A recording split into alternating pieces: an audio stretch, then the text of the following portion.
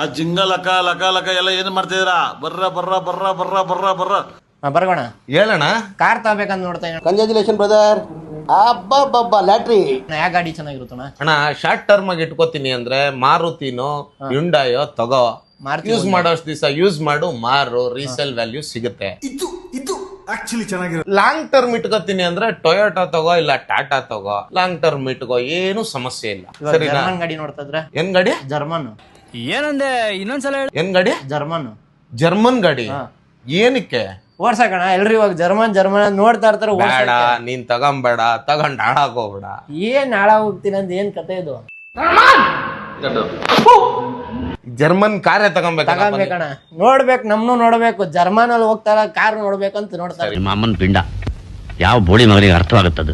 ಒಂದ್ ಕೆಲ್ಸ ಮಾಡು, ಜರ್ಮನ್ ಕಾರೇ ತಗೊಂಬೇಕು ಆದ್ರೆ 2 ತಗೊಂಡ್ಬಿಡು. ಏನಕ್ಕೆ 2? 2 ತಗೊಳ್ಳೇಬೇಕು ನೀನು. ಏನಕ್ಕೆ? ಒಂದ್ ನಿನ್ಗೆ, ಇನ್ನೊಂದ್ ಗ್ಯಾರೇಜ್ಗೆ.